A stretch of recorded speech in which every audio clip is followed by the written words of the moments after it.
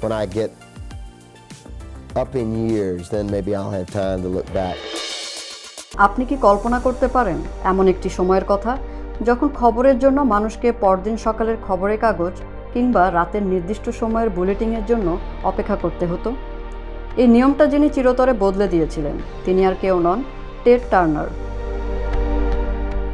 1938 সালে হোয়াইওতে জন্ম নেওয়া এই মানুষটি ছিলেন এক বিশাল গণমাধ্যম সাম্রাজ্যের অধিপতি। 1980 সালে তিনি প্রতিষ্ঠা করেন বিশ্বের প্রথম 24 ঘন্টার নিউজ নেটওয়ার্ক CNN। তখন সবাই হেসেছিল, বলেছিল 24 ঘন্টার খবর দেখার লোক কোথায়। কিন্তু টেড টার্নার জানতেন দুনিয়াটা এখন গ্লোবাল ভিলেজ। প্রতি মুহূর্তের সরাসরি খবর মানুষের ড্রয়িং রুমে পৌঁছে দিয়ে তিনি ইতিহাস সৃষ্টি করলেন।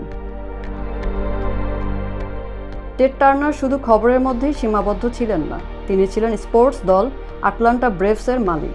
আবার শিশুদের প্রিয় কার্টুন ক্যাপ্টেন প্ল্যানেট তৈরি করে তাদের শিখিয়েছিলেন পরিবেশ রক্ষার পাঠ। স্পষ্টভাষী হওয়ার জন্য তাকে ডাকা হতো the mouth of the south.